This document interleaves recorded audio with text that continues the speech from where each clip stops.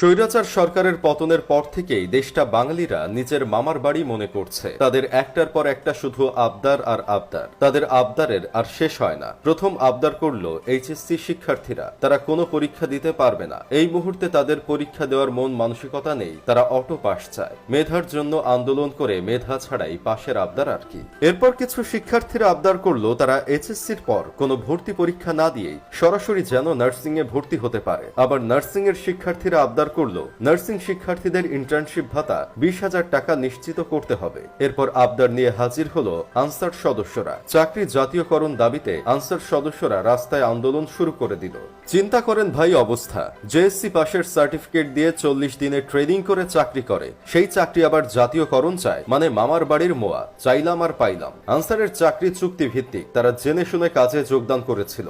সরকারি চাকরির জন্য পুরো জেনারেশন জীবন দিয়েছে, আর তারা আসছে এখন সরকারি চাকুরি করতে। এসব করার মূল উদ্দেশ্য হচ্ছে অন্তর্বর্তীকালীন সরকারকে বিপদে ফালানো। ভাই আমাকে কেউ একটু বুঝিয়ে বলবেন এই আনসার আমাদের কি উপকারে লাগে? না মানে আমি জানি না তো, তাই জিজ্ঞেস করা আর কি। জন্মের পর থেকে দেখিনি তো কোনো আনসার সদস্য মানুষের কাজে লাগতে। আমায় আবার ভুল বুঝবেন না ভাই। চিন্তা করেন একবার, এই আনসাররা সচিবালয় ঘেরাও করে ফেলতে চায়, শিক্ষার্থীদের ওপর হামলা করে, আবার তারা স্লোগান দেয় তুমি কে আমি কে, আনসার আনসার। ওরা এই সাহসটা পেল কোথায়? 16 বছরে তো একবারও দেখিনি কোনো আনসার বিক্ষোভ করতে। এখন স্বৈরাচার সরকারের পতন হয়েছে বলে তাদের সাহস বেড়ে গেছে। ওবায়দুল কাকা তো দেশে নাই, দেশে থাকলে উনি নিশ্চয়ই বলতেন আনসার সদস্যদের ভিতরে জামাত ইসলাম আর শিবির কর্মী ঢুকে গিয়েছিল।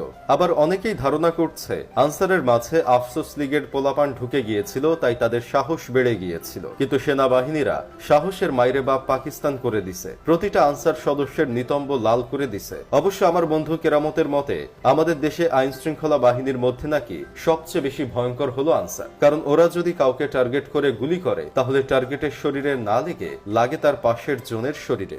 এখন আনসারের আন্দোলন শেষ হতে না হতেই রিকশাওয়ালাদের আন্দোলন শুরু হয়ে গেছে। ব্যাটারি চালিত রিকশা নিষিদ্ধের দাবিতে শাহবাগে অবস্থান নিয়েছে পায়ে চালিত রিকশাওয়ালারা। আবার ওইদিকে ব্যাটারি চালিত রিকশাওয়ালারা তারাও একসাথে সংঘবদ্ধ হচ্ছে। ব্যাটারি চালিত রিকশাওয়ালারা স্লোগান দিচ্ছে তুমি কে আমি কে, ব্যাটারি ব্যাটারি। আবার পায়ে চালিত রিকশাওয়ালারা স্লোগান দিচ্ছে তুমি কে আমি কে, ক্রিং ক্রিং।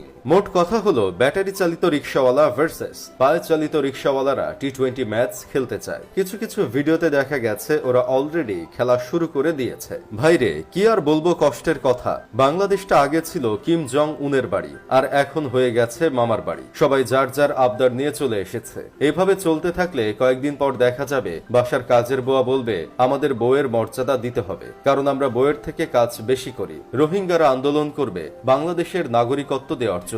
আর সবশেষে আমার মতো সিঙ্গেলরা দাবি করবে আমাদের রাষ্ট্রীয়ভাবে মিঙ্গেল করা না হলে আমরা অনশনে যাব, আর মিঙ্গেল কাপলদের রাস্তায় হাঁটতে দিব না।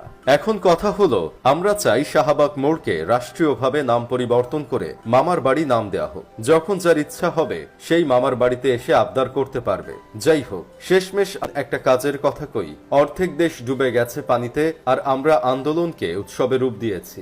নিজের আবদার পরে পূরণ করবেন, আগে দেশ বাঁচান।